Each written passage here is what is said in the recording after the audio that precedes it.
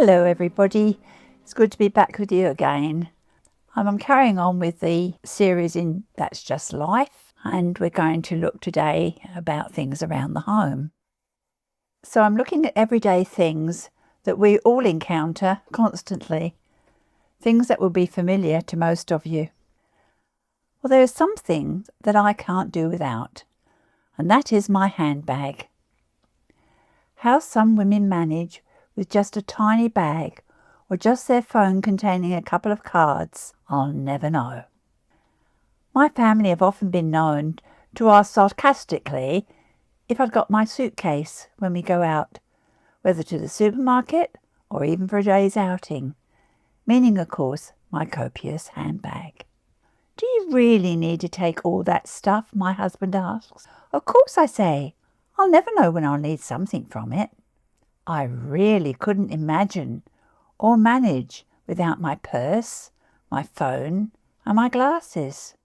Then there are tissues and makeup and a comb and my diary or a mince and a separate wallet for business cards. I'm also always ready with band-aids and safety pins and keys. I surely do need to carry these things with me. There is a game we used to play where we name the objects and they're called out, and women had to see if they could produce the item from their bag. Well, that was one game often I had a fair chance of winning. Here is my poem called My Handbag. Now this is an ode to my handbag, something I cannot do without. I wouldn't ever leave it behind when I'm going out. I do not mind of what it's made, either leather, vinyl or rags, though I prefer to match my dress, my strong and trusty bag. It needs to be big and roomy, either plain or with a border, with lots of pockets with which to keep contents in good order. All things that I carry I do need. Come, I'll let you have a look. There's my purse, nail file and lipstick, phone, tissues, pen and book. There's a calculator, cards and keys, addresses, pad and safety pins, and many other valued treasures are hidden deep within.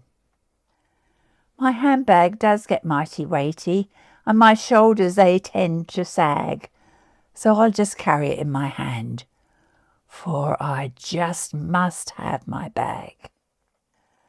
I don't know how men ever manage, having just a tiny wallet.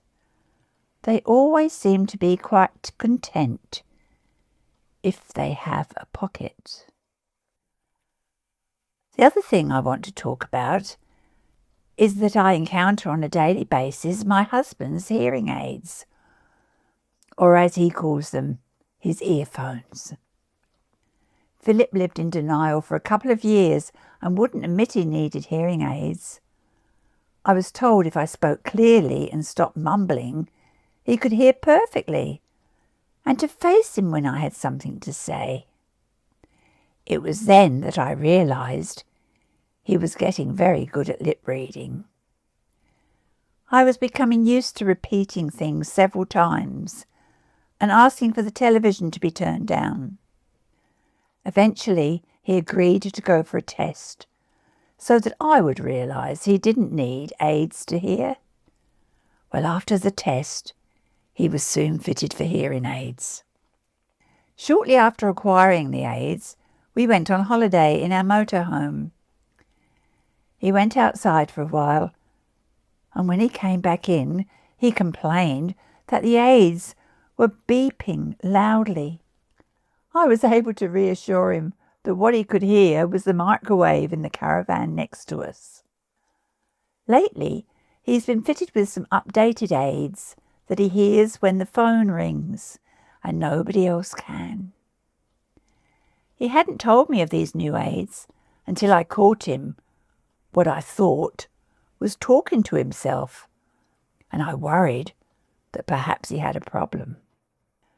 I still find I repeat myself when talking to Phil, partly out of habit, and also because I can never be sure whether he's wearing his aids or not. I couldn't resist writing this next poem, and it's all about his hearing aids. He thinks his hearing is okay, that I'm often misunderstood. But I will ask a simple question like, I'd be grateful if you would pass me the embrocation cream so I can massage my bunion. Then he goes to the local shop and comes home, with an onion. I may innocently ask him if he likes my new china dish, and with a look of hurt he says, "You know I'd rather meat than fish." Coming inside from the garden, I comment on the pink flower. He then reaches for his toolbox to repair the leaking shower. And so it goes from day to day for longer than I can mention. But we will sort out the problem. That is surely my intention. "How about a cup of tea, dear?" My man said. "Huh? What did you say?" I point to the cup and the kettle, which has become the usual way. I said, "Would you like a biscuit?" My man said, "Speak up, I can't hear." I repeat again and again, "You need hearing aids, I think, dear." "I'm not deaf. You always mumble." "Just look straight at me when you speak." I shouted, "Get in the car, love, and a hearing aid centre will seek." At the clinic, in a big chair, they clamped some earphones on his head. Monitors rose and sounds did buzz. "You need hearing aids," the man said. My man staggered from there, quite dazed. "I'm not deaf," he said in denial. I looked at him and said twice more, "Well, let's just give those aids a trial." We picked them up weeks later, and he plugged them into his ears. Now he can hear all kinds of sounds he hasn't heard for many years. And me? Well, I still repeat things twice and shout, out of habit, I guess. So he just switches the aids off. So we are just the same now, more or less. And this next one, I'm sure you'll recognise. It's about the remote control. Now, many people have talked to me about having the same problem as me in regards to the television's remote control. Our remote is on a small table next to my husband's chair. Somehow he has taken control of this piece of equipment. I must admit, he watches much more TV than I do. In fact, I only usually watch in the evening. I can become engrossed in a programme, look away for a short while. Then, when my eyes return to the screen, I wonder why I've lost the plot of the show, until I realise Philip has changed the programme. Here is some more information regarding that television remote control. The TV remote is a wondrous thing that sits by my bloke's armchair. And woe betide just anyone who dares to remove it from there.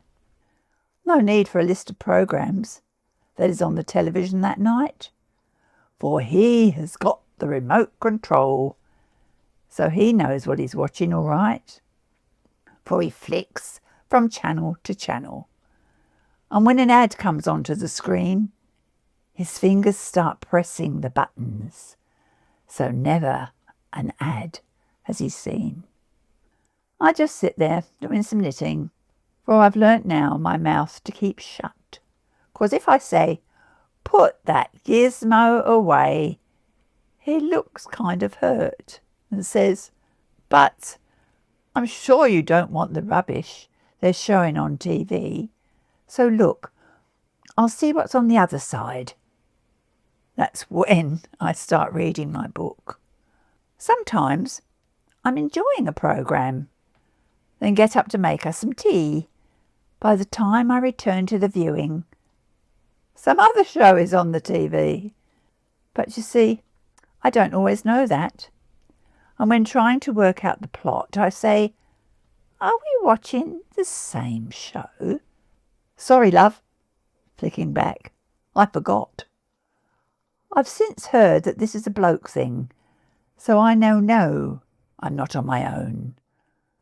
But I wish that just for one evening he would leave that darn thing alone. I hear they've got a new model where, believe me or not, but you can, record and watch 2 shows on the box. That will sure be a challenge, my man.